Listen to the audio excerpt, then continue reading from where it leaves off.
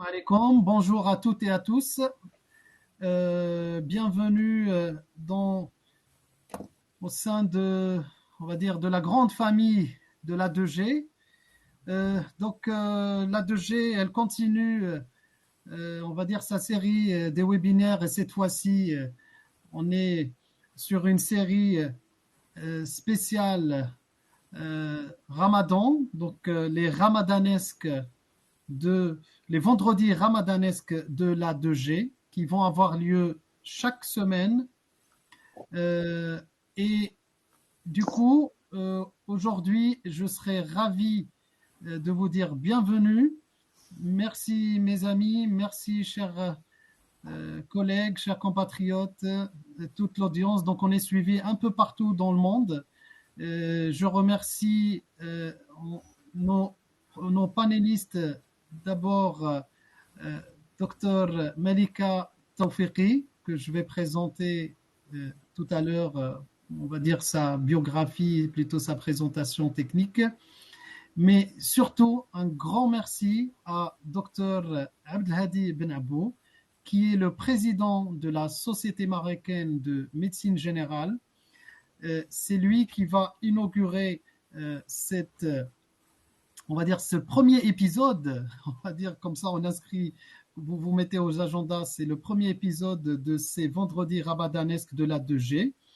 Donc, je vous dis que ces rendez-vous auront lieu chaque vendredi du mois de Ramadan à 16 heures, heure marocaine, et à 18 heures, heure française.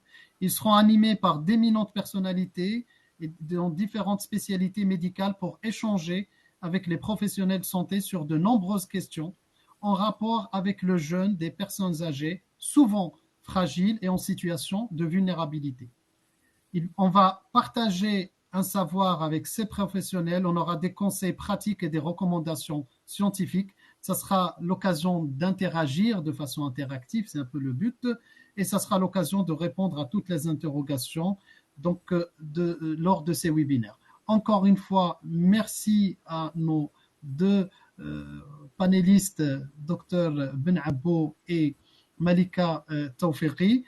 Sans m'attarder, je vais bien sûr donner la parole à Monsieur Benabou, mais j'aurais beaucoup de mal à parler de Dr Benabou de par son expérience. Je lui ai demandé de me faire un petit résumé de par ses multiples casquettes et de par ses grandes contributions, ses grands travaux dans le champ médical au Maroc, et je dirais pas qu'au Maroc, et même à l'échelle internationale. Donc, Dr Benabou, tout d'abord, comme je l'ai dit à mon introduction, c'est le président de la Société marocaine de médecine générale. Il faut savoir qu'il était à la tête d'autres sociétés savantes au Maroc. Il est le président fondateur de la Société marocaine de développement de la médecine de famille. Il est le président fondateur de MG Maroc, donc tout le monde le connaît. Il est ex-membre du comité technique et scientifique national de vaccination. Et comme c'est quelqu'un qui ne sait pas se reposer, il est encore actif sur un grand projet d'envergure à l'échelle nationale. Il est l'initiateur du projet Regard, qui est le réseau généraliste d'alerte et de recueil des données sanitaires. Donc, sans trop m'attarder, je donne la parole à mon cher ami et que je dirais aussi mon cher maître, c'est Ben Abou, parce que je pense que tu es quelqu'un qui est très généreux, qui continue à donner encore et encore, et on est très ravis de t'avoir parmi nous. Euh, Déjà, c'est pas la première fois, je pense que déjà on est sur le deuxième webinaire, on va dire officiel, il y a plein d'autres réunions officieuses. Donc, sans m'attarder, à toi la parole, cher ami. Merci encore une fois d'être parmi nous. Merci, docteur Ayman El-Hafidi. Je pense que ta générosité n'a rien à envier à la mienne et je te remercie de m'avoir invité et de m'avoir ouvert les yeux sur un sujet fondamental dont on n'a pas pris la mesure pendant toute notre activité professionnelle, la gériatrie et la gérontologie. Donc, ce sujet est très important. L'intitulé de ce webinaire m'a beaucoup interpellé. Et je suis resté très longtemps en réflexion devant chaque terme de ce titre. Le jeûne des personnes âgées, le rôle du médecin généraliste. Est-ce qu'on saurait définir chacun de ces termes? Quand on parle, bien sûr, le webinaire d'aujourd'hui tourne autour du jeûne. Qu'est-ce que le jeûne? On pourrait se poser la question, que représente le jeûne par rapport à la personne âgée? Est-ce que c'est par rapport au fait que la personne n'a pas d'apport alimentaire ou hydrique? Est-ce que cette privation pendant de longues heures qui pose problème? Est-ce que c'est par rapport au respect des prises médicamenteuses, de l'adaptation de ces prises médicamenteuses dans la journée par rapport aux heures de jeûne? Est-ce que c'est pour un suivi, par exemple, d'un bilan pour dans le cadre du diabète, pour les mesures capillaires de la glycémie? Est-ce par rapport à l'alimentation qui est déséquilibrée? Et on sait comment sont les tables marocaines qui sont bien garnies en sucre lent et en sucre rapide. Est-ce par rapport aux troubles, à la perturbation du nectémaire? Donc, tout cela mérite d'être vu sous différents aspects selon les cas. Alors, quand on parle d'une personne âgée, c'est quoi une personne âgée? Comment la définir? Est-ce par rapport à son âge, disons, administratif quand il est mis à la retraite? Est-ce par rapport au fait, par rapport à l'âge chronologique, ou par rapport à l'âge biologique, ou par rapport à l'activité sociale, une personne qui est toujours en activité comparativement à une personne qui est inactive? Est-ce par rapport à des normes qui sont définies par qui, que ce soit par l'OMS ou ça dépend des pays? Donc, c'est quoi une personne âgée? Une personne âgée n'est pas un chiffre, n'est pas des statistiques. Une personne âgée qui arrive chez le médecin, on va le voir sur le plan médical, une personne âgée, c'est un cas. Et chaque cas est un cas. Et quand nous avons à traiter des cas, c'est des personnes qui sont sans pathologie préalable, avec son terrain morbide connu, ou alors c'est des personnes qui sont suivies à long terme.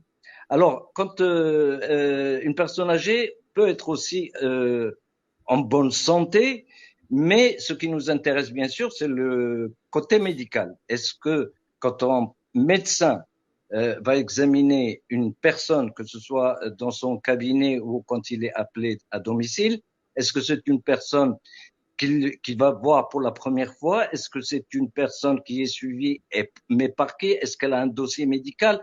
Tout ça pose des problèmes et on ne peut pas catégoriser les personnes âgées ni leurs maladies dans des tiroirs en fonction de normes et nous n'avons pas non plus d'études sur la situation épidémiologique de ces personnes âgées au Maroc. Il y a une grande lacune quand on cherche sur les revues internationales, zéro étude. À ma connaissance, peut-être qu'il y en a, mais on ne les trouve pas facilement si elles existent. Alors, concernant le médecin généraliste, le médecin généraliste, c'est quelqu'un qui pratique de la médecine générale. Est-ce qu'on peut définir ce que c'est que la médecine générale? Pour ce que nous savons, le médecin généraliste traite énormément de pathologies, de la dermato à la cardio, à la gastro. Le médecin a sa vie personnelle, il a sa vie professionnelle, il a son tiers-temps. Est-ce qu'il a le temps suffisant pour se consacrer à ses formations dans tous les domaines, sachant que la médecine, c'est un vaste océan qui est en éternelle évolution et les connaissances arrivent les unes après les autres à une grande vitesse, ce qui fait que est-ce qu'il a le temps de se mettre à jour? Concernant la gériatrie, la gérontologie, c'est un autre océan. C'est un autre océan qui, dans l'océan, qui ajoute de la difficulté à la difficulté. Et dans ce qui concerne la gériatrie, la gérontologie, il y a différents autres facteurs qui viennent compliquer davantage ce qui était déjà compliqué. Alors, quand on considère une personne âgée qui est polymédicamentée, qui a énormément de pathologies dans un environnement, environnement familial, est-ce que cette personne, quand on voit qu'aujourd'hui nous avons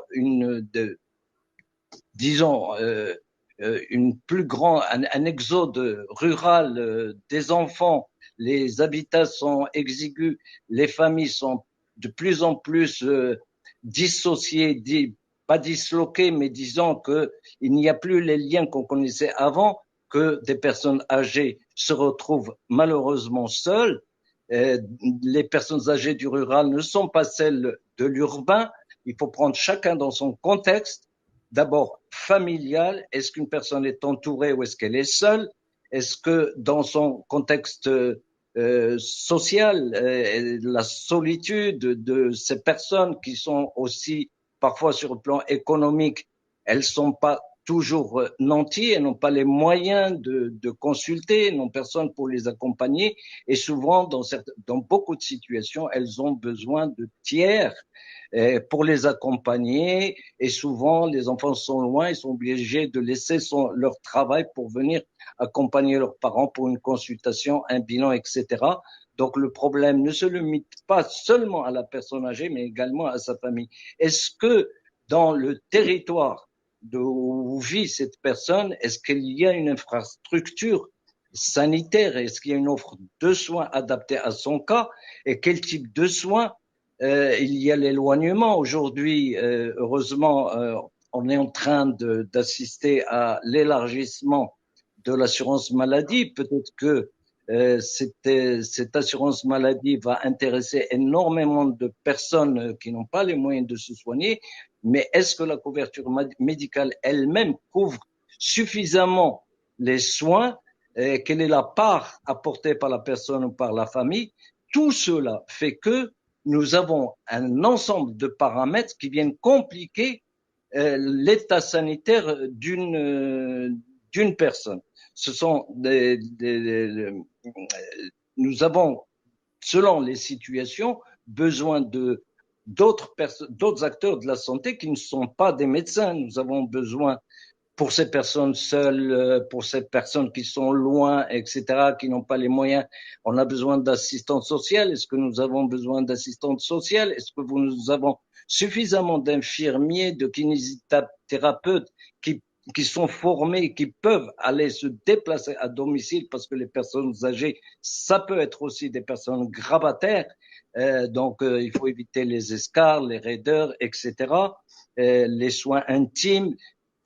Tous ces facteurs-là font que on ne peut pas catégoriser les personnes âgées selon leur maladie. Alors, en ce qui concerne quand il y a ce contact entre le médecin et une personne âgée, est-ce que la maladie est déjà installée? Est-ce que c'est une consultation spontanée? Et quand le médecin reçoit une personne dans son cabinet, tous les problèmes pour accompagner, pour transporter une personne, pour la déshabiller, l'allonger, la rhabiller, expliquer, souvent des personnes qui comprennent pas très bien ce qu'on leur dit, qui ont du mal à entendre, etc., font que le temps de consultation est très très long. Et peut-être cela pourrait expliquer que, au fond, depuis tant d'années que la médecine existe au Maroc, il y a très peu de médecins qui s'impliquent dans la gériatrie, dans la gérontologie. Alors, après avoir scanner très rapidement, très succinctement ce que c'est que le jeune, ce que c'est que le médecin, ses difficultés et ce que c'est que la personne âgée. Maintenant, quel est le rôle du médecin généraliste? Le rôle du médecin généraliste s'inscrit dans une dynamique globale qui concerne un peu tous ces acteurs que j'ai évoqués et que son rôle finalement dans cet ensemble, il est réduit à pas grand-chose parce qu'il n'est qu'un élément parmi les autres parce que l'offre de soins doit être globale. Et donc, aujourd'hui, nous sommes dans un carrefour. Dans un carrefour dans le sens où nous sommes devant au Maroc, hein, on parle des personnes âgées au Maroc, et comme partout dans le monde, l'espérance de vie s'allonge avec son cortège de maladies chroniques, de complications de maladies existantes, de cancers, de diminution des capacités physiologiques de la personne, la réduction de ses déplacements, les problèmes psychiques aussi, les dépressions. Donc, pour ces gens, ces personnes qui sont économiquement non productives dans la grande majorité des cas, constituent, vu la lourdeur des pathologies, leur chronicité, un gouffre financier autant pour les personnes, pour les familles que pour les organismes d'assurance maladie et en définitive pour tout le pays. Mais espérons que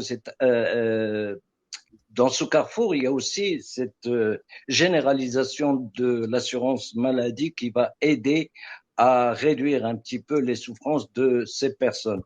Alors, ce que nous avons aujourd'hui, justement, grâce à ce lien que nous avons établi avec l'Alliance A2G, nous commençons à parler de la gériatrie et nous savons qu'au Maroc, il y a très, très peu de médecins qui se sont formés. Est-ce que nous avons suffisamment de médecins formés en gériatrie, gérontologie pour prendre en charge cette population vieillissante et dont la masse grossit régulièrement?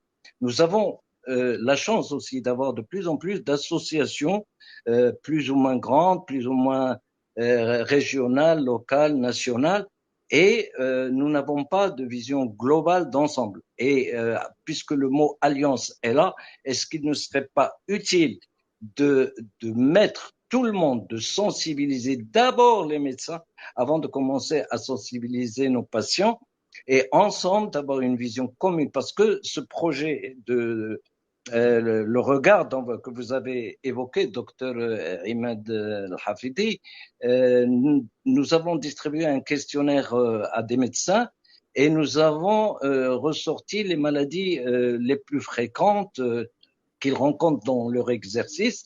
Et donc notre choix de nous intéresser à la gériatrie gérontologie, c'est pas un hasard. C'est sorti de cette étude que nous voulons scientifique et que nous travaillons avec l'université et en particulier avec la faculté de médecine et de pharmacie de Tanger.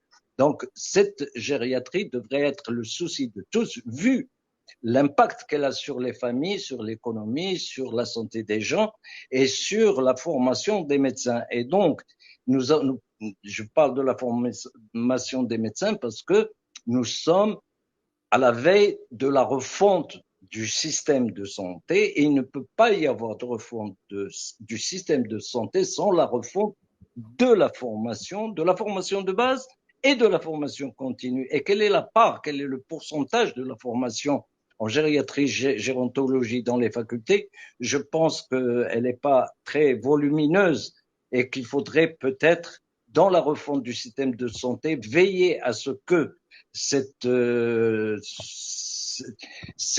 disons, ce que j'ai appelé ce gouffre, cette part de la population qui va grandir, il faudrait qu'elle soit enseignée à la faculté et que toutes les forces vives du domaine de la santé s'impliquent dans cette optique, dans cette stratégie.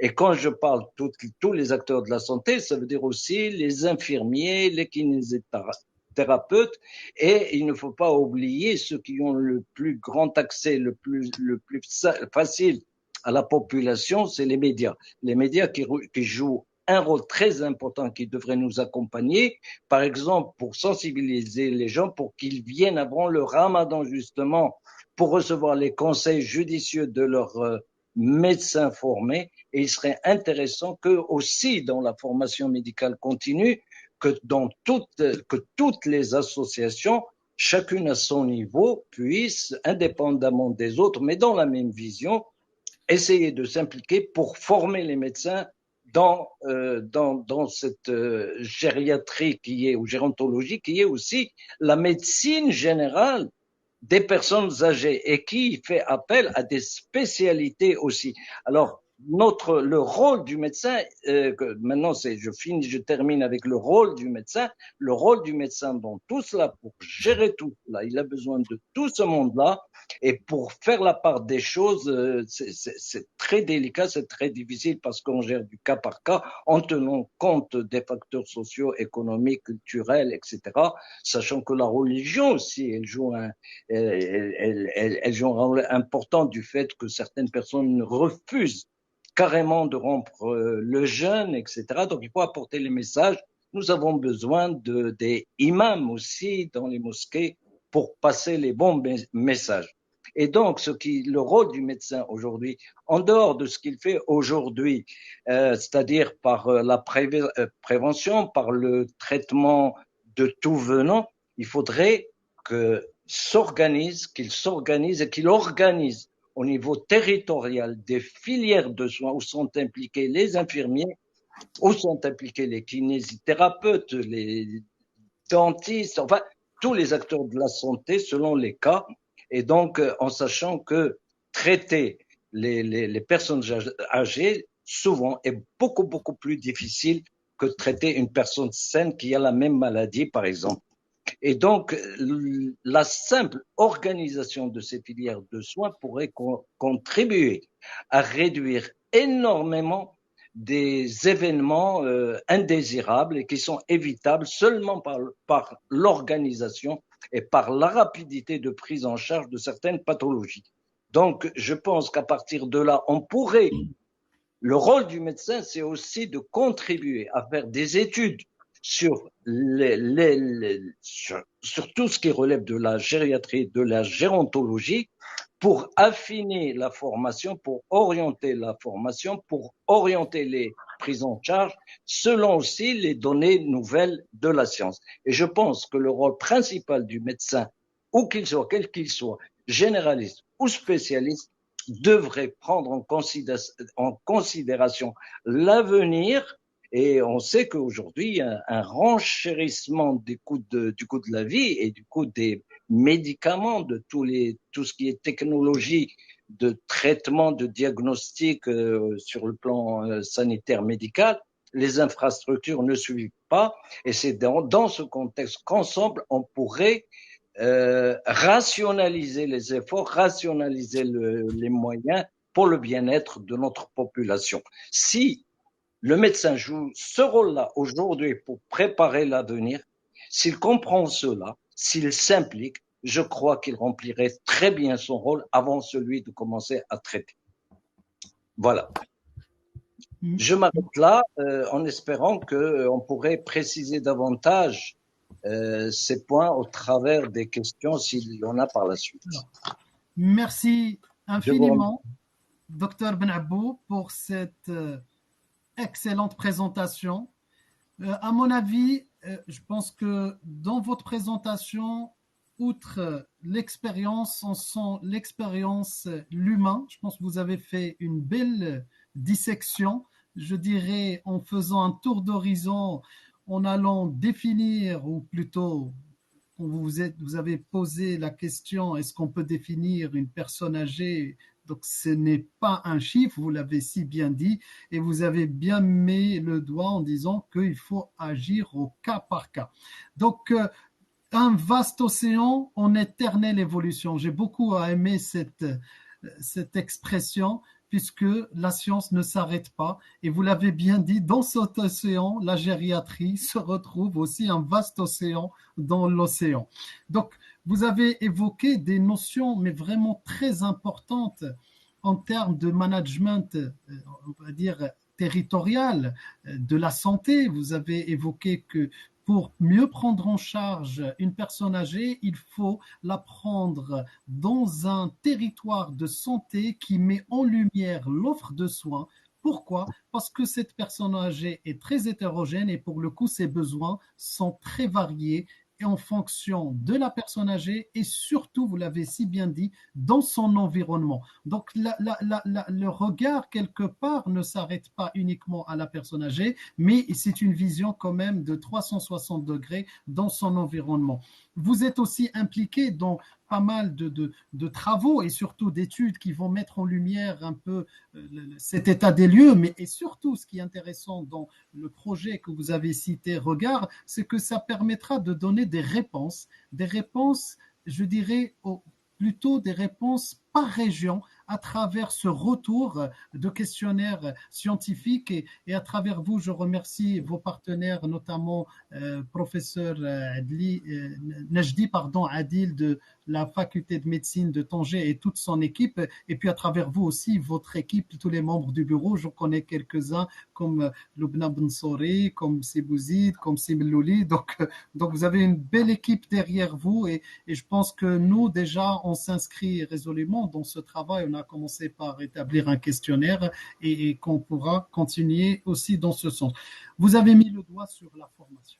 Effectivement, on ne sait mieux faire que les choses où on est le mieux formé. Ne serait-ce que pour parler un même langage, donc vous avez mis le doigt sur la formation et vous avez même dit que déjà il faut presque prioriser la formation d'abord chez les professionnels de santé et après l'élargir au reste de la population. Et c'est ce qui se fait déjà à travers les médias et à travers les réseaux sociaux. Et aussi, vous avez apporté un concept, d'ailleurs on a bien compris que pour mieux prendre en charge une personne âgée, il faut la prendre en charge dans une filière et dans cette filière se dessinent les parcours de soins. Ça paraît un peu un langage, on peut dire un peu on va dire d'experts, mais finalement c'est juste pour dire que la personne âgée, elle est prise en charge dans sa globalité et dans cette globalité, ça passe par des réponses d'un système de santé adapté à cette population. Et comme je le dis à chaque fois, et on en a parlé plusieurs fois avec Dr Benabou, c'est à nous de s'adapter à cette population qui a vieilli beaucoup plus vite dans notre contexte marocain avec un taux d'accroissement annuel de 3,5% et on s'est vite rattrapé par pas que des vieillissements harmonieux, mais surtout le problème, c'est quand il y a des vieillissements désharmonieux et toutes les problématiques. Et bien évidemment, je le dis et je le redis, le médecin généraliste de première ligne, il est aussi la leitmotiv de tout ce parcours de coordination. Aujourd'hui, on se réjouit parce qu'on a compris ça. Ça a pris des années, je pense, c'est Benabou. Vous l'avez dit, on peut dire presque 20 ans en arrière. Ça a pris des années, mais aujourd'hui, je pense que le moment, elle est là, dans un contexte historique de transition, on va dire, au Maroc démographique et aussi de la couverture sociale. Donc, je vais m'arrêter là, mais encore une fois, mille merci pour cette analyse et je pense qu'on va revenir pour les échanges. Ah oui, c'est Benabou, vous vouliez rajouter quelque chose, mais on reviendra vers la fin. Allez-y. C'est juste pour préciser, nous avons parlé du projet Regard. Regard signifie réseau généraliste d'alerte et de recueil de données sanitaires, ça donne Regard, mais généraliste ne veut pas dire médecin généraliste. Généraliste, c'est-à-dire qui prend en charge différents sujets, différents thèmes. Et ce projet qui est pris en charge aujourd'hui par la faculté de médecine et de pharmacie de Tanger a sorti plusieurs sujets qui sont prioritaire et parce que la formation, le médecin ne peut pas se former en tout parce qu'il n'a pas le temps de le faire, il doit s'orienter vers les pathologies les plus lourdes, les plus fréquentes. Et d'où est ressortie la gériatrie, les maladies des personnes âgées, si vous voulez. Merci. Merci beaucoup, Sibnabou, pour cette précision. Comme vous l'avez si bien dit, c'est presque la gériatrie qui s'est imposée à vous parce que la réalité, elle C'est était. pas le choix. Nous Voilà. pas On n'a pas le choix. Main dans la main, on arrivera à faire quelque chose et surtout pour notre population, nos personnes âgées à qui on leur doit beaucoup, beaucoup de choses. Donc, sans m'attarder, je vais présenter ma collègue Dr Malika Tawfiqi. Dr Malika Tawfiqi, elle est gériatre, gérontologue. Elle a un très très très long parcours, je dirais entre les deux rives, parce qu'elle a exercé au Maroc, elle a exercé pour plus d'une vingtaine d'années, elle exerce encore en France. Je suis très heureux, je dirais. Pourquoi je suis très heureux? Parce que Malika Tawfiqi, elle est un des membres du bureau de l'Alliance euro-marocaine de gériatrie et de gérontologie. C'est quelqu'un qui n'aime pas trop être en avant, je le dis parce que ça va la faire sourire. J'ai eu beaucoup de mal à l'attirer, mais c'est quelqu'un qui nous conseille énormément. Je pense que sur beaucoup de thématiques, sur l'aspect, elle est membre aussi du comité pédagogique du diplôme universitaire de gériatrie gérontologie qui a lieu à Casablanca. C'est une des formatrices. Alors, Malika Tofekhi, c'est un gériatre gérontologue qui, dans la suite de la présentation de Sibn Abou, elle a touché un petit peu à tout ce que vous venez de dire, puisque vous avez dit une personne âgée, c'est pas un cas. Et puis, il faut se former. Eh ben, elle a compris ça encore plus tôt que n'importe qui. Elle s'est formée un peu partout pour s'adapter et donner des réponses adéquates à ces personnes âgées. Elle est médecin, gériatre, gérontologue, pas que. Elle est diplômée en psychiatrie du sujet âgé, en oncogériatrie, en nutrition thérapeutique et du vieillissement du sujet âgé, en plé-cicatrisation. Elle est diplômée aussi dans les soins palliatifs, dans la prise en charge de la douleur.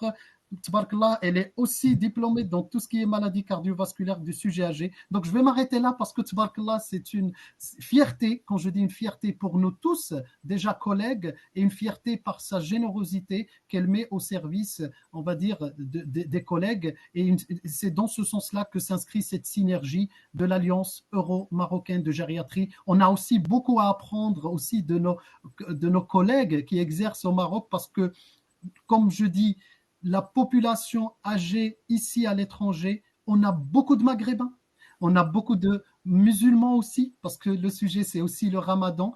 Si je cite un chiffre, il y a 16 à 18 millions de musulmans à l'étranger. Donc je pense que nous, ici à l'étranger, même en France, on est amené à prendre en charge ces personnes âgées, souvent fragiles, et chez qui se pose la question du jeûne, est-ce que leur état est compatible ou pas. Donc je vais laisser la parole à Dr Taufiki qui va aussi, en allant de son expérience professionnelle, nous parler du jeûne chez la personne âgée.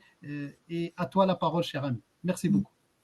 Merci Ahmed, donc merci pour cette introduction, c'est gentil. Donc c'est bien donc de partager nos expériences avec nos confrères marocains, et ça c'est un honneur.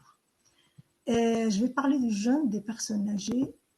Voilà, je vais partager mon écran. Je pense que vous... Oui, on le voit très bien, il est partagé. Super. Non. Voilà, le jeûne vu du gériatre, parce que la gériatrie, c'est la spécialité médicale qui prend en charge la santé de la personne âgée, et la gérontologie, c'est l'étude du vieillissement dans toutes ses dimensions, sociales, économiques, santé publique, démographique, psychologique, anthropologique, culturelle et autres.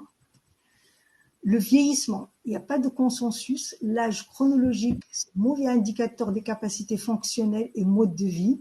La définition administrative, c'est est-ce que c'est l'âge de la retraite et l'âge de l'entrée dans le vieillissement, 60 ans, 65 ans.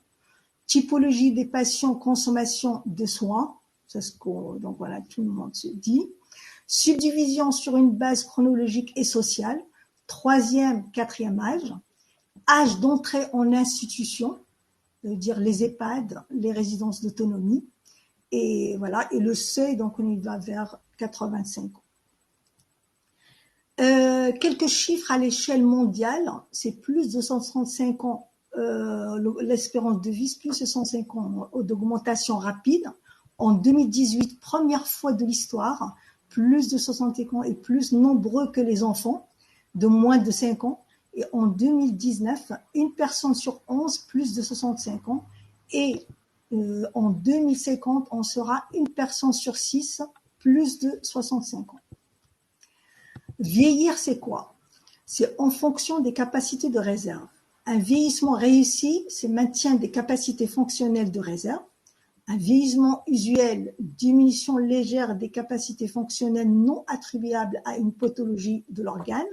Vieillissement avec fragilité, diminution modérée des réserves, exposant à un risque accru de décompensation fonctionnelle face à une agression. État des lieux au Maroc, c'est sujet de plus de 60 ans.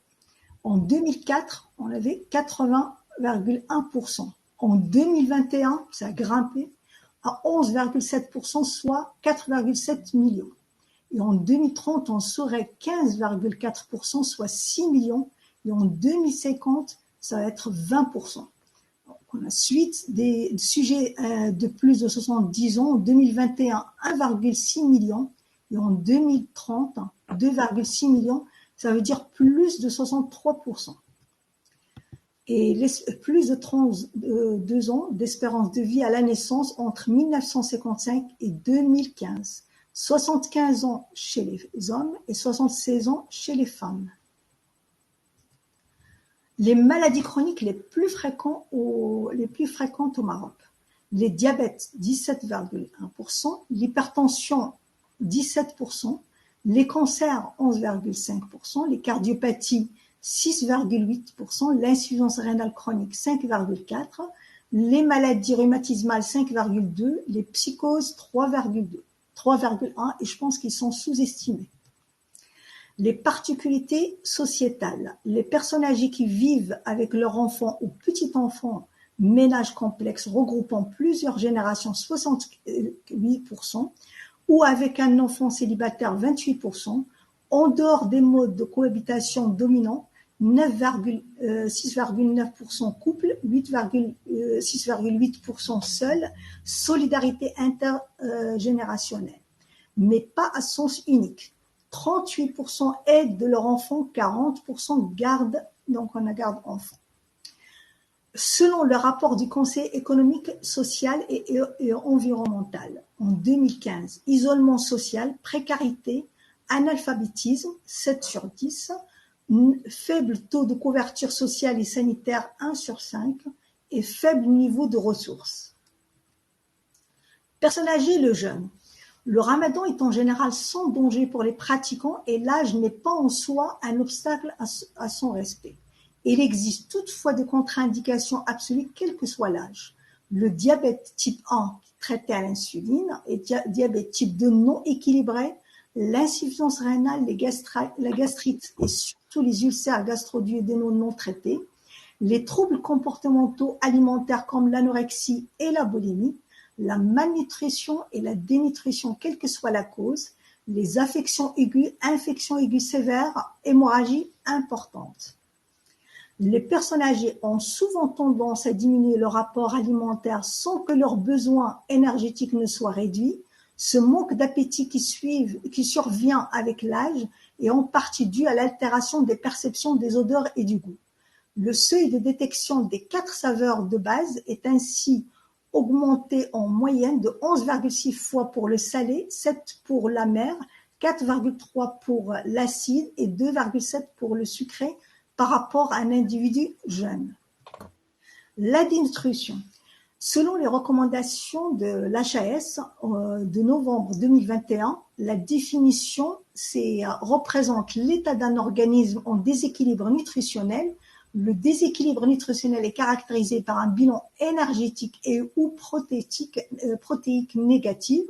La dénutrition peut être liée à ou à une association de facteurs suivants. Un déficit d'apport protéino-énergétique, une augmentation des dépenses énergétiques totales, une augmentation des pertes énergétiques et ou protéiques. Les critères de dénutrition. Les critères phénotypiques sont les suivants. Un seul critère suffit.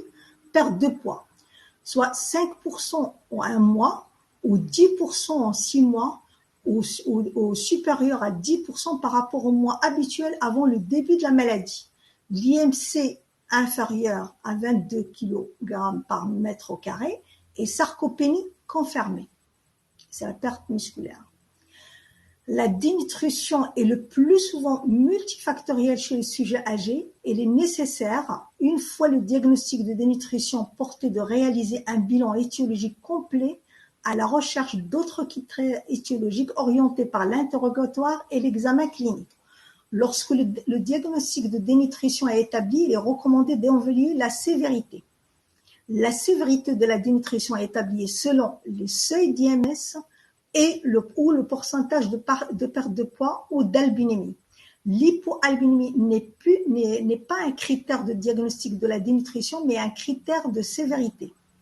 La valeur pronostique de l'albumine ne dépend pas de l'existence d'un syndrome inflammatoire et le MNA est un outil de repérage de risque de dénutrition, mais ne constitue plus un critère de diagnostic de dénutrition.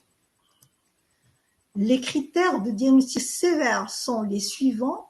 L'IMC inférieur à 20, donc on a kg par mètre carré.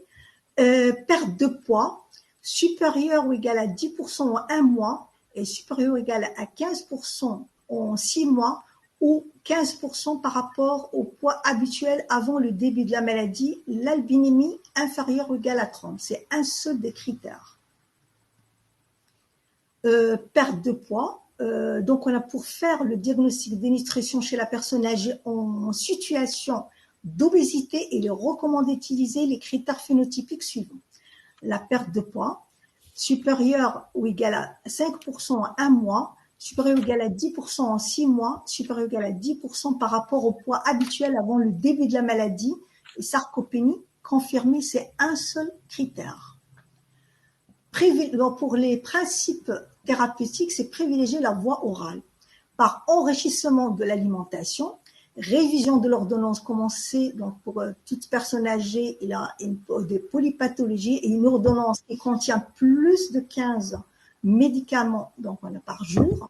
Recherche des pathologies intercurrentes comme dépression, mucose buccale, voire un fécalome. Et régime, il faut supprimer les régimes abusifs en cours. Donc, on a exemple à partir de 80 ans. Donc, on a normalement, on peut plus. Donc, on a mettre donc on a un patient sous régime diabétique. Donc, ça sert à rien. Donc, on a normalement, c'est une alimentation équilibrée, c'est largement suffisant. Et adapter son traitement. Apporter une alimentation équilibrée, hypercalorique et hyperprotidique entre 25 et 30 calories par kilo par jour et avec 1 gramme kilo par jour de protéines. Les compléments alimentaires, c'est préférable d'utiliser pour les collations.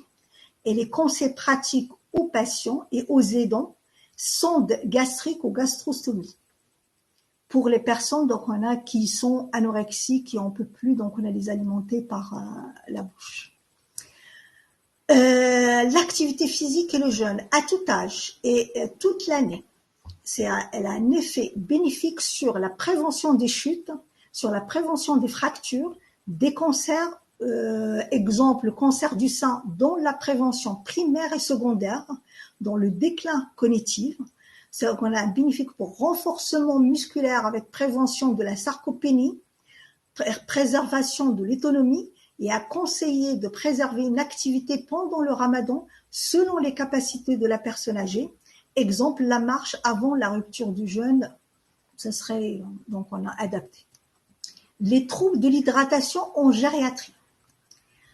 La sémiologie clinique, pertinence ambiguë des signes cliniques, c'est persistant du pli cutané. On sait avec le vieillissement que le pli cutané, il n'y a pas, donc on a l'élasticité suffisante pour qu'il y ait une persistance.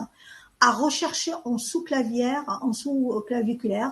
en avant-bras, en cuisse et sternum, baisse de la tension artérielle, mais il faut savoir la pression artérielle antérieure pour voir donc s'il y a une baisse et quelle est la valeur initiale. La tachycardie, en l'absence de drogue bradycardisante et de dystonomie. La soif, c'est très souvent absente, surtout en cas de déclin cognitif et d'impossibilité de son expression. Sécheresse buccale, mais à rechercher dans le sillon gingivo-jugal, mais à interprétation complexe en cas de ventilation bouche ouverte, médicaments atropiniques, mycose buccale et syndrome sec, troubles neuropsychiques à la fois des signes, donc on a de révélation de déshydratation et conséquences de la déshydratation. Irritabilité, troubles comportementaux divers, mais surtout, donc par exemple l'agitation, donc on a la confusion, mais surtout baisse de la vigilance et rupture par rapport à un état clinique antérieur récent. Fébrucule inférieur à 38,5 peut traduire un élément infectieux causal ou une complication. L'oliguerie, c'est importante. Donc, on a chez les personnes âgées, parfois, c'est le seul signe qu'on trouve, donc on a durant la déshydratation pour la pathologie. Mais attention au diagnostic différentiel s'il n'y a pas une rétention vésicale derrière. Perte de poids hypotonie des globes oculaires. Au total, peu de spécificités cliniques chez les personnes âgées. Les traitements, par quelle administration et par quelle voie? Péros, c'est la privilégiée pour des déshydratations modérées, natrémie inférieure à 150 millimoles, si coopération du malade, absence de fausse route, sinon boisson gazeuse froide ou eau gélifiée et surveillance adaptée. Par sonde gastrique à proscrire en raison du risque de pneumopathie d'inhalation, mais si pas d'autre solution, ce qui est exceptionnel. Perfusion sous-cutanée, seule ou complément avec un apport Péros, limité par le volume maximum 2 à 2,5 litres par 24 heures, mais on peut décider de réaliser le programme thérapeutique sur plusieurs jours si on veut éviter l'hospitalisation. Perfusion intraveineuse, la plus sûre en termes de quantité passée, difficulté technique, veine peu accessible, agitation. Les médicaments et le jeûne. Selon la conférence médico-religieuse initiée par la Fondation Hassan II, je pense que tous les médecins ici au Maroc, ils savent, donc on a très bien les voies, donc on a pendant le Ramadan, ce qui sont autorisés, ne sont pas autorisés, donc on a les prises orales, et sont autorisées les prises médicamenteuses par voie intraveineuse et voie sous-cutanée, par voie nasale, par voie ophtalmique, des suppositoires, ovules gynécologiques, crème et pommade et spray et vaporisateur. Donc on a la voie sous-cutanée est très utilisée en France et j'espère qu'elle sera très développée donc au Maroc parce que vraiment c'est un moyen de secours pour les personnes qu'on ne peut pas perfuser en intraveineuse. Les médicaments restent en plus grande quantité et plus longtemps dans l'organisme d'une personne âgée parce qu'il y a donc leur élimination rénale ralentie, leur accumulation dans les graisses et leur passage plus agressif dans le cerveau rendent de fait les personnes âgées beaucoup plus fragiles face aux médicaments. L'observance du Ramadan se relève ainsi toujours problématique face à la prise de médicaments, même anodins en apparence, surtout quand on sait que l'intoxication médicamenteuse est responsable d'un tiers des hospitalisations des personnes âgées dans les pays développés. La bonne perception de tous ces risques que connaissent les personnes âgées de par leur changement physiologique lors du Ramadan n'est aussi malheureusement encore pas toujours bien appréhendée par les professionnels. C'est par exemple, donc on a les personnes âgées, il faut vraiment adapter les médicaments en fonction de leur fonction rénale et leur, donc on a un mode de prise donc on a prise en charge par voie orale s'ils ne peuvent pas, parce qu'il y a des médicaments qu'on peut écraser et il y a des médicaments qu'on ne peut pas écraser. Les facteurs de fragilité, donc on a le sujet âgé, voilà, dans toute sa globalité, la douleur, les comorbidités, la cognition, l'environnement social et familial, les chutes, les médicaments, l'autonomie, la nutrition, le vieillissement. Et en conclusion, pour jeûner en toute sécurité, en sérénité, consulter son médecin traitant avant toute décision d'observer ou non le Ramadan sur la prise de ces médicaments. Pas d'automédication, je sais que c'est très évolué, donc on a l'automédication au Maroc. Ne pas diminuer sa consommation alimentaire habituelle. Veiller à consommer une bonne ration de protéines, bien boire 1,5 litres par jour au minimum en moyenne, adopter autant que possible de nouvelles heures de sommeil identiques et réguliers d'un jour à l'autre, prendre un petit déjeuner très consistant avant le lever du soleil et faire un repas léger au moment de la rupture et en faire un autre 3 heures après. Je vous remercie pour votre attention. Merci beaucoup, Dr Tawfiqi. Merci, Malika. Excellente présentation. Je pense que tu nous as, on va dire, faire un tour d'horizon et surtout, je te remercie parce que je t'ai demandé une mission un peu très difficile de respecter le temps avec tout ce que tu avais à nous apporter en un temps réduit, mais je pense que tu as respecté le temps et tu as passé le maximum de messages je vais synthétiser. Donc, un peu dans la continuité, ce qu'il a dit tout à l'heure, Dr Benabou, la notion d'âge aujourd'hui, on n'en parle plus chez le sujet âgé. On est sur une population très hétérogène. Donc, tu as mis l'accent sur les capacités des réserves. C'est ça qu'il faut aller évaluer pour savoir si la personne âgée peut jeûner ou pas.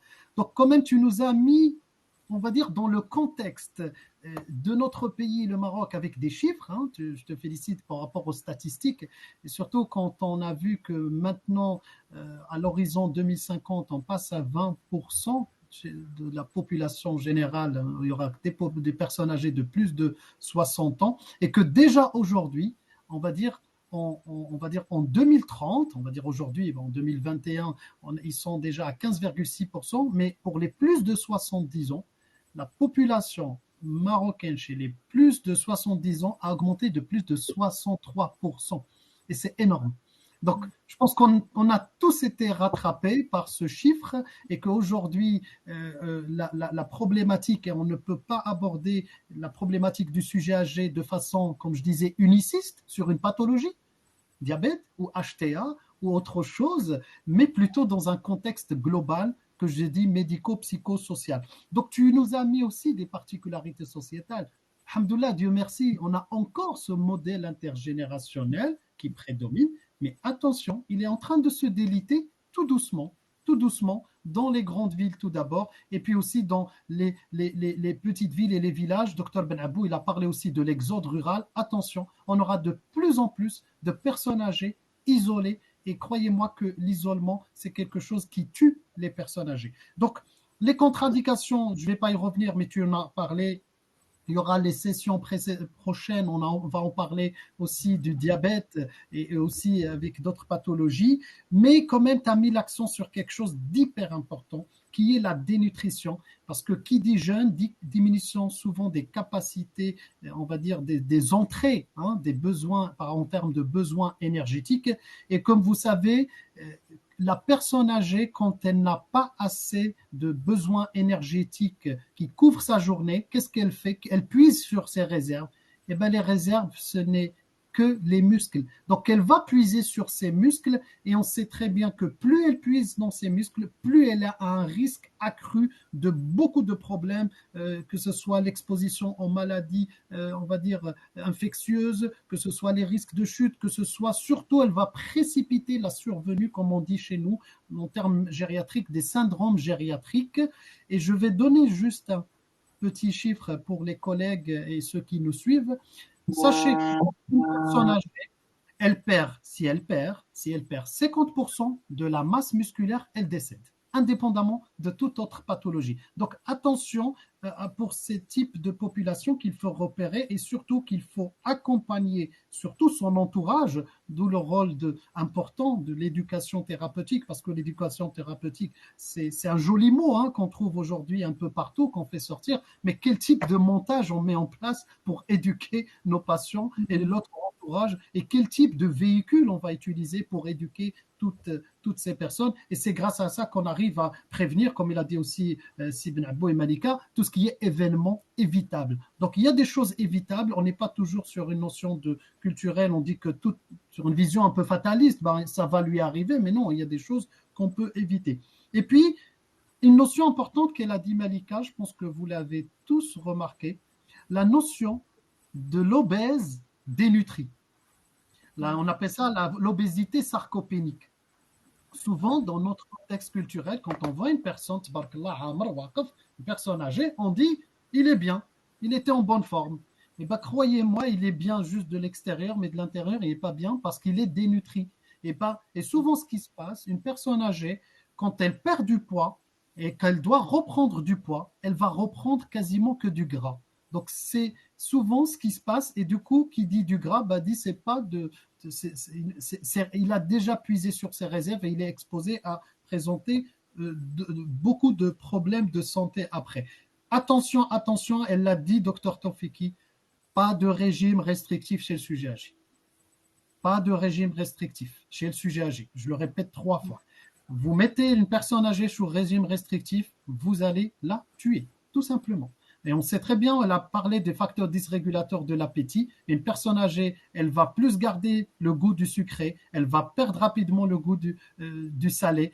Ils ont plus tendance à prendre du sucré. Donc, je ne donne pas les chiffres au Maroc du diabète, on en reparlera, mais il fait des ravages. Les médecins généralistes en savent beaucoup, les endocrinologues, ils savent beaucoup, et je dirais maintenant tous les autres spécialistes, ils savent, puisque le diabète dans notre pays, c'est un vrai problème de santé publique. Je sais juste un chiffre. Première cause de dialyse au Maroc, ce sont les patients diabétiques. Et enfin, elle a parlé, docteur Tofiki, de risque accru de déshydratation. Donc, on doit être en mesure d'évaluer ce risque chez une personne âgée. Est-ce qu'il est en mesure de supporter le jeûne? Et puis, le jeûne, il a changé ces dernières années en fonction des pays. Moi, je me rappelle, il y a même là en ce moment, mais je dirais, mais surtout il y a 2-3 ans, à l'étranger, pour couper le jeûne, le Maghreb, il était vers le coup de 22h15, 22h30. Vous imaginez une personne âgée qui n'a pas bu pendant je dirais plus de 14 ou 16 heures. Donc, bien évidemment, il y a un risque de décompensation. Elle a insisté, docteur Taoufiki, sur les pièges diagnostiques. Une personne âgée ne ressemble pas aux jeunes. Les personnes âgées, elle ne va pas avoir le fameux pli cutané qu'on chante et tout. Donc, tout est dans le piège et souvent, ça peut être des chutes, ça peut être de la confusion, ça peut être de l'hypotension. Donc, la réponse, elle est claire. Une personne âgée à risque de déshydratation, de faire d'hypotension, qui a des comorbidités, je dirais des comorbidités instables, il ne peut pas jeûner, il ne doit pas jeûner. Et c'est un peu le rôle et le devoir des scientifiques qui travaillent, comme on dit, main dans la main avec les savants, hein, les frais. Il a dit ça tout à l'heure, docteur Benabou, parce que ce langage, il faut qu'il soit aussi aujourd'hui, on est sur un langage un peu scientifique, un peu, on va dire, mais ce langage, on doit le travailler encore davantage pour le vulgariser à travers les médias, à travers aussi tous les canaux qui peuvent faire passer le bon message et éviter le pire, parce qu'on sait très bien qu'au Ramadan, il y a beaucoup de décès au Maroc. La notion des médicaments. Merci beaucoup, Malika, d'avoir abordé cette thématique des médicaments. Et on sait très bien que, comme je disais souvent, deux choses tuent les sujets âgés. Souvent, c'est les médicaments, quand ils ne sont pas réévalués. Et c'est aussi la négligence. Quand je dis la négligence, ce n'est pas qu'on ne s'en occupe pas. La négligence dans le temps, la négligence dans le diagnostic, dans la négligence dans l'anticipation, de la négligence dans offrir un programme personnalisé de soins adapté en temps et en heure. C'est ça un peu le mot négligence. On n'a jamais négligé nos seniors et nos vieux. On ne le fera jamais dans notre contexte culturel et on le sait très bien. Mais attention, aujourd'hui, on a de plus en plus, et l'a cité sur le rapport de 2015, Dr Taoufiki, des personnes âgées de plus en plus exposées à la précarité, à l'isolement social, à l'analphabétisme et toutes ces choses-là, il faut en prendre compte. Et on le dit toujours aujourd'hui, ce tandem du médecin généraliste et du gériatre, c'est un tandem qui est complémentaire et on arrivera à faire un travail qui va être un travail de qualité, mais avec des enjeux énormes en termes de qualité de prise en charge, mais pas que, puisqu'on va éviter la survenue de certains événements comme les accidents vasculaires cérébraux, et on peut aller plus loin pour ceux qui veulent qu'on parle un peu modèle économique. Bien sûr, quand on mettra ça en place, on ne peut que éviter le pur. Donc, les médicaments, quand on comprend un peu ce que c'est que la pharmacocinétique, la pharmacodynamie chez les personnes âgées, un médicament qui peut rester beaucoup plus longtemps, et puis il y a des médicaments qu'on ne peut pas décaler. Il y a des médicaments, par exemple, comme on a dit, on ne peut pas écraser. Et on a eu la chance d'avoir, d'ailleurs, dans le cadre aussi des webinaires organisés avec la SMMG, lors du dernier webinaire, on avait professeur Alaoui Marani qui nous a fait un très bel exposé sur tout ce qui est médicaments et sujets âgés. On peut toujours y revenir. Donc, attention aux médicaments, surtout adaptons les prises médicamenteuses, surtout des médicaments, par exemple, qui peuvent favoriser la déshydratation, comme les diurétiques, les laxatifs, et dans un environnement où il fait par exemple 38 degrés, 40 degrés, soyons très vigilants. Donc, il faut suspendre les médicaments. Et puis, souvent aussi, qui dit risque de déshydratation, dit prévention. Donc, on peut lever le pied sur ces traitements, mais aussi sur des patients très polypathologiques, grabataires, et même d'autres qui ne peuvent pas couvrir leurs besoins hydriques, l'hypodermoclyse, ça veut dire c'est l'hydratation sous-cutanée quand ils n'ont pas besoin d'apport hydrique. Dr Taufiki, elle gère plusieurs structures de personnes âgées, elle a des gens de plus en plus dépendants et parfois elle peut prévenir la survenue des déshydratations pour mettre en place on appelle ça l'hypodermoclyse. Encore faut-il que tout le monde sache que ça existe, qu'on peut l'utiliser. Et est-ce que les infirmières, et c'est là où tout le travail est intéressant en gériatrie, est-ce que les infirmières sont formées pour mettre en place une prescription du médecin d'hypodermoclyse, comment surveiller ce type d'hydratation, pour surveiller aussi l'état neurologique, cutané, le poids. Donc vous voyez, finalement, on arrive à être très complémentaires. Le rôle du médecin généraliste de première ligne avec le rôle du gériatre quand il s'agit de patients de plus en plus polypathologiques, fragiles, avec des comorbidités, qui va hiérarchiser, c'est un peu ça le mot, il va hiérarchiser tous les problèmes pour ensuite donner un conseil plutôt adapté, parce que peut-être c'est un conseil qui peut lui épargner la survenue de complications, voire même de perdre sa vie. Donc, je m'arrête là par rapport à la partie synthèse de Dr Taufiki. Mille merci pour cette présentation et je vais voir un peu à travers le chat parce qu'il y a beaucoup d'interactions à travers tous les membres qui nous ont suivis. Voilà, voilà, un des thématiques, donc je pense que la question, je la pose comme ça, mais celui qui veut se lancer peut répondre. La dépression chez la personne âgée est très fréquente, mais souvent difficile à diagnostiquer. Et la prendre en charge, est-ce que quelqu'un peut répondre plutôt c'est un constat, mais c'est quelque chose à prendre aussi en compte? Oui, oui, je peux répondre pour la dépression. La dépression, c'est vrai, donc on a ce qu'on dit. Il y a la dépression qui est franche, donc on a qu'on voit, donc on a la tunique, personne triste, et il y a la dépression masquée. Parfois, il y a des personnes âgées, donc on a qui ont des plaintes, la douleur, et c'est ce qu'on appelle des douleurs psychologiques. Parfois, donc ils prétendent, donc on a qu'ils ont mal, donc on a l'hypochondriaque, ça rentre aussi dans l'hypochondriaque. Ils ont mal, donc on a c'est surtout des plaintes organiques et normalement c'est comme donc on a un cri d'alarme pour donc on a que ces personnes ils rentrent dans la dépression. Et c'est vrai qu'il y a la dépression anxieuse et la dépression mélancolique. La dépression anxieuse, donc on a c'est surtout les personnes, donc on a des personnes qui sont anxieuses.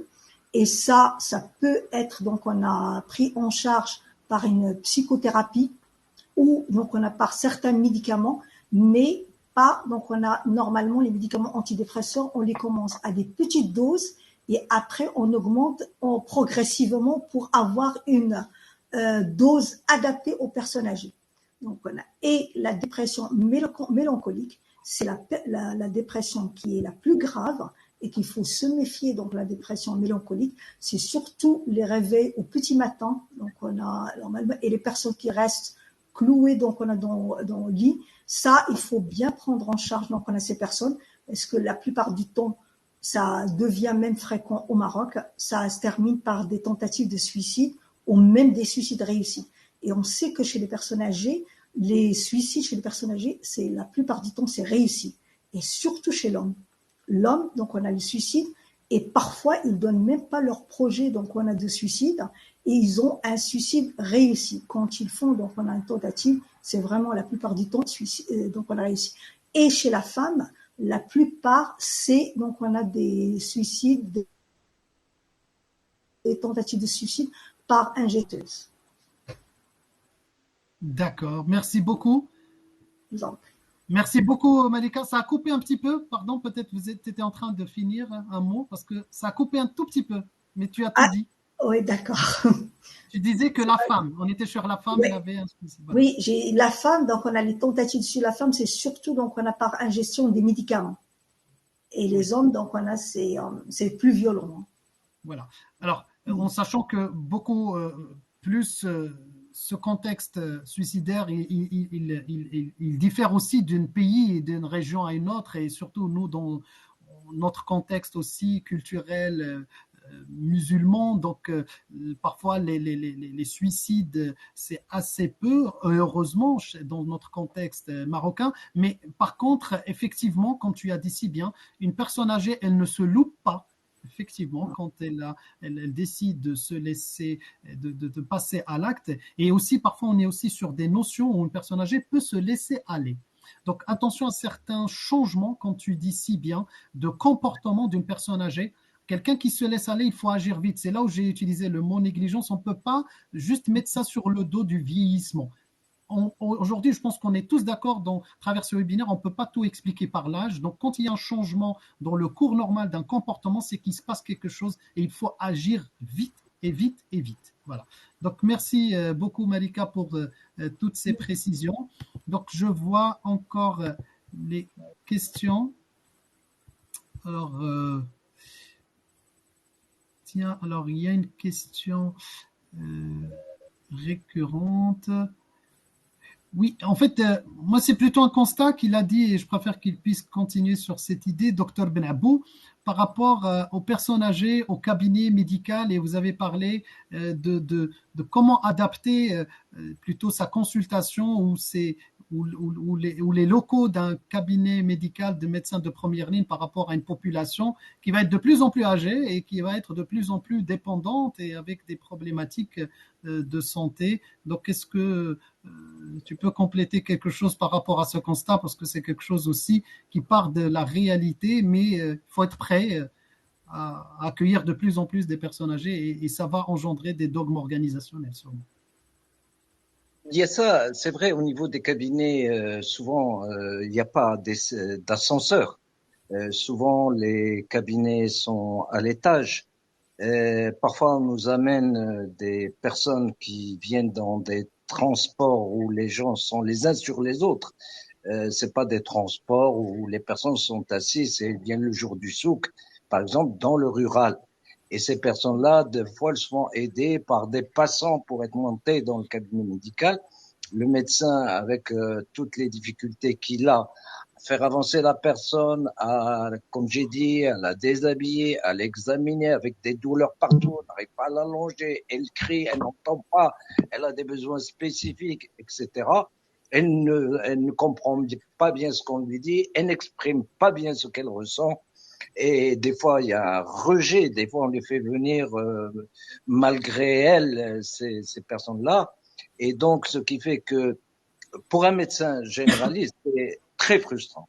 C'est très frustrant parce que le résultat n'est pas toujours là. Il n'est pas toujours là parce que d'abord, à cause de la maladie, mais aussi à cause de l'infrastructure, à cause du manque de soins, à cause du manque de moyens. Et cette frustration-là fait que peut-être ça pourrait expliquer pourquoi il y a ce si long désintérêt du médecin généraliste par rapport à la gériatrie, parce que c'est des frustrations chroniques pour le médecin également. Et c'est des souffrances, nous sommes des humains, nous partageons un peu les souffrances de nos patients. Et donc, mais peut-être que, puisque le médecin généraliste est essentiellement dans la prévention du médecin généraliste doit s'installer chez l'adulte jeune, même à partir de l'enfance. Je pense que dès qu'on est, on commence à vieillir quelque part, bon, pour caricaturer un petit peu. Mais toujours est-il que la prévention, on doit préparer la personne âgée, encore que l'environnement le permette, pour faire du sport, par exemple. Le béton prend la place des espaces verts, la circulation, le bruit, la pollution font que il y a aussi le manque de salles de sport. Tout ça concourt à faire que nos malades que nos personnes âgées soient plus malades qu'elles ne devraient l'être dans un environnement plus sain. Et donc, le médecin généraliste qui doit faire de la prévention par une bonne nutrition, donc il faut une formation en nutrition, il doit passer les bons messages, et les messages sont plus importants dans ces cas-là que les médicaments, parce qu'il évite justement les médicaments. Et aussi, puisque j'étais membre du comité technique et scientifique national de vaccination, le médecin généraliste, aujourd'hui, ne vaccine pas suffisamment au Maroc. Et donc, il pourrait se former Vous voyez qu'à partir de la gériatrie, on a sorti la nutrition, on sort la vaccination, et on pourrait sortir beaucoup de choses très simples qui pourraient assurer une vie, disons, plus saine pour nos seniors, comme vous avez dit. Ben merci.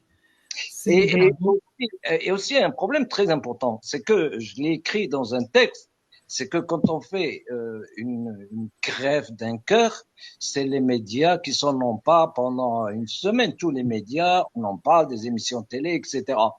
Mais jamais, comme je l'ai écrit ce matin, on applaudira les médecins qui évitent une insuffisance rénale chronique, qui évite un AVC, qui évite. Et cette non-reconnaissance fait que le médecin, qui a aussi énormément de charges, qui doit assurer sa retraite parce qu'il n'en a pas, l'avenir de ses enfants et tout ça, fait que la formation qui lui prend également énormément de temps, qu'il finance de sa poche, en plus du reste, font qu'on ne peut avoir qu'une médecine qui ne réponde pas aux besoins de la population. C'est pour ça qu'il faut restreindre le champ d'action des médecins, lui fixer des objectifs, parce que l'étudiant en médecine, quand il rentre à la faculté, il rentre, commence à faire des cours, il ne sait même pas pourquoi, on ne lui a pas défini une mission avec des objectifs précis. Et là, il faut peut-être que, justement, c'est le but du travail que nous faisons dans le cadre du projet Regard, c'est qu'on a sorti les pathologies les plus fréquentes, les plus coûteuses qui peuvent s'aggraver par des complications et tout ça. S'il se forme sur ça, s'il réduit ces pathologies budgétivores et chronophages aussi, je pense qu'on aurait rendu un grand service à la population. Et je reprends le chiffre, 2050, une personne sur 5 sera considérée comme une personne âgée. Et c'est maintenant, puisqu'on est dans la prévention, c'est aujourd'hui nous qui devons prévenir ce qui va se passer d'ici 2050. Ben, merci pour ce message du cœur, c'est Ben Abou. Et je pense qu'on est tous d'accord par rapport à ce que vous venez de dire, et notamment que qu'il faut commencer maintenant. Et quand je dis le temps et la riposte, on est sur le temps de riposte, d'autant plus qu'on est dans un temps de post-Covid et cette transition un peu démographique, sociétale. Et puis je pense que aussi, j'espère, et puis je reste quand même confiant parce qu'on vit une transition historique avec ces frustrations chroniques chez une population qui était faiblement couverte par la couverture sanitaire. Aujourd'hui, avec la couverture sociale généralisée, ça va changer beaucoup de choses dans la qualité de la prise en charge de nos seniors. Et vous l'avez si bien dit à Sibn Abou, je pense que la formation, et vous l'avez dit, et je pense que vous le disiez même, je ne vous connaissais pas à l'époque, vous l'avez dit, et je suivais un peu tout ce que vous avez écrit, c'est ce qui permet de parler déjà le même langage et trouver les outils et les adapter dans un contexte. Parce que souvent, quand nous en gériatrie, je pense que Malika, elle le dira, ça fait une vingtaine d'années qu'on exerce, souvent les réponses qu'on nous dit, il n'y a rien à faire. Et la personne, le gériatre, il va vous dire toujours, il y a quelque chose à faire. C'est là où tout le monde dit qu'il n'y a rien à faire, c'est que là où le gériatre, il vous dira qu'il y a toujours quelque chose à faire pour répondre. Alors, le temps presse parce que je pense qu'il reste peut-être 2 petites minutes. Il y a une question et je rejoins aussi parce qu'il y a dans les commentaires de la secrétaire générale de la CMMG qui est docteur Loubna Mansouri qui a fait plein de questions pertinentes. D'ailleurs, la dépression, c'était sa question. Je la remercie vivement. Et alors, une autre question de Madame Nouria Zindafou. Je pense que comment sensibiliser une personne âgée à ne pas jeûner quand elle a des contraintes médicales? Donc, tout le monde peut répondre, mais je pense que déjà, il faut trouver les outils pour la convaincre et pour m'expliquer. À toi la parole, Malika, peut-être pour cette question. Comment sensibiliser? Pour les personnes âgées, donc c'est compliqué de ne pas leur dire. Donc pour eux, c'est un devoir de jeûner. S'ils ne jeûnent pas, ça veut dire qu'ils ne servent plus à rien. Mais les problèmes, donc on peut adapter. C'est pour ça que c'est très essentiel. Donc on a que la personne âgée, elle consulte son médecin traitant d'abord avant de jeûner, avant de commencer. Donc on a le commencement du mois de Ramadan. Qu'ils fassent, donc on a tout un bilan et regarder comment on peut adapter ces traitements. Si donc on a des traitements, on peut les adapter. Donc on a parce qu'il y a que le ftour et le suhour, donc on peut pas, donc on a le soir et la nuit. Et en deuxième chose, donc on a ces pathologies. Il y a des pathologies impossibles, donc qu'on peut leur demander, qu'ils peuvent même essayer. C'est surtout le diabète insulino-dépendant. Il y a des maladies, par exemple, donc on n'en a pas parlé, la maladie de Parkinson. Maladie de Parkinson, c'est compliqué, donc on a décaler les traitements, parce que si on décale les traitements, ça veut dire que le patient, il passe, donc on a en période, donc on a off, il va plus être donc en période on, ça va augmenter les rigidités.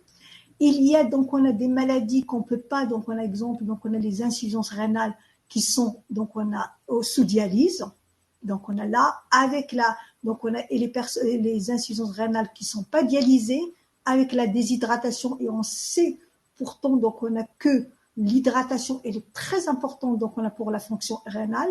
Avec le vieillissement, on perd quand même, donc on a pas mal de néphrons qui peuvent aider, donc on a pour la fonction rénale et pour élimination, donc on a des urines.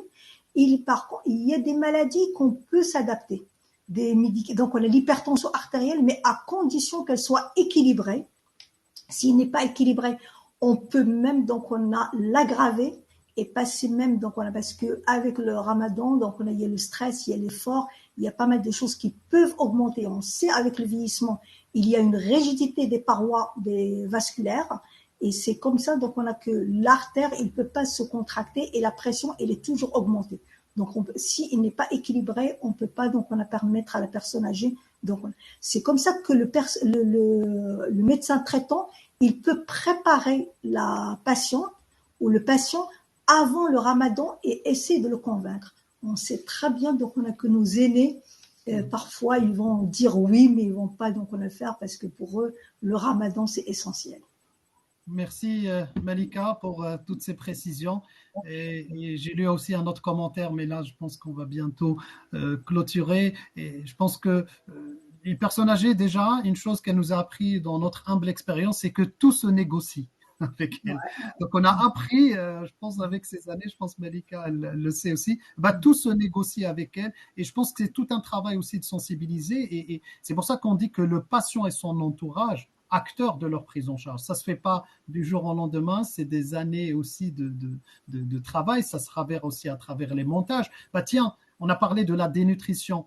Aujourd'hui, on a vu que même à l'échelle nationale, je prends l'exemple de la France, on a vu que ce problème-là prenait de l'ampleur et ils ont fait de la dénutrition une cause nationale. On va bientôt passer à la 3e édition de la Semaine nationale de dénutrition.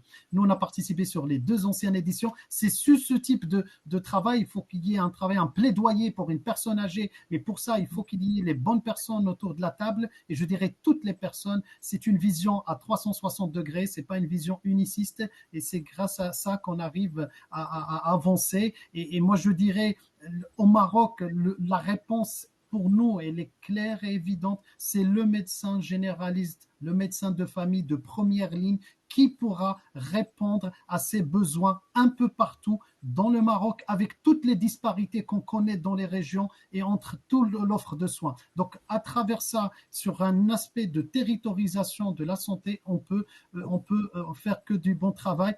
Donc, l'Alliance s'inscrit bien évidemment dans ces orientations, que ce soit nationales et royales, d'associer aussi les Marocains du monde dans le processus de développement dans notre pays. Donc, je pense qu'on sait tous que le Marocain, il est viscéralement rattaché à son pays d'origine, à qui on leur doit tout.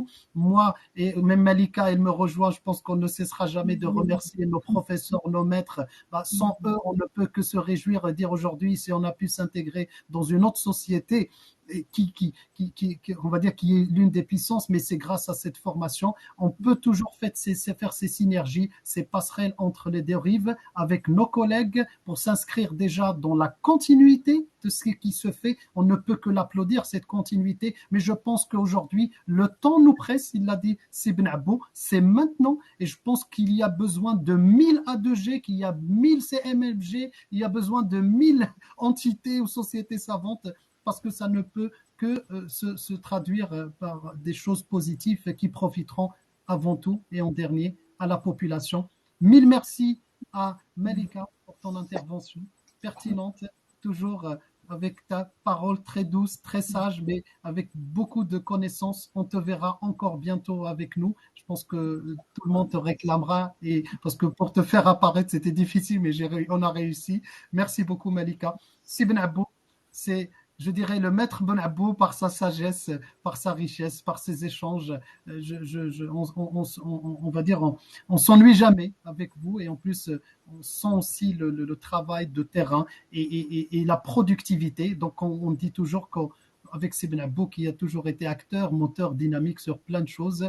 Moi, je suis content au nom de l'A2G et tous ses membres de faire ce travail avec vous et en partenariat. Merci à toi, cher ami. Merci beaucoup à ton équipe, à Madame Loubna Mansouri, à Simelouli, à Bouzid, ceux que j'ai pu croiser, et à Monsieur Njdi Adil qui travaille avec vous sur le projet Regard et toute son équipe. Je ne cesse jamais de remercier le monde. Merci beaucoup à Si Ahmed Benjeloun qui nous a encore une fois offert gracieusement sa plateforme professionnelle, et bien sûr vous aurez l'enregistrement complet. Je vous donne rendez-vous la semaine prochaine pour un autre épisode. Je vous annonce le titre, ça sera la nutrition chez la personne âgée. On va évoquer plein de thématiques transversales. Donc vous voyez, on rentre dans les sous-spécialités, comme il a dit Sibn Abou, un océan dans l'océan. Et ben on continue à apprendre. Rendez-vous à la même heure, 18h heure française, 16h heure de Rabat. Ramadan Mubarak, Bismillah, et à très bientôt. Et merci pour l'invitation, merci Malika, et avant de prochain, bon Ramadan également. Bon Ramadan à tout le monde, merci, au revoir. Merci.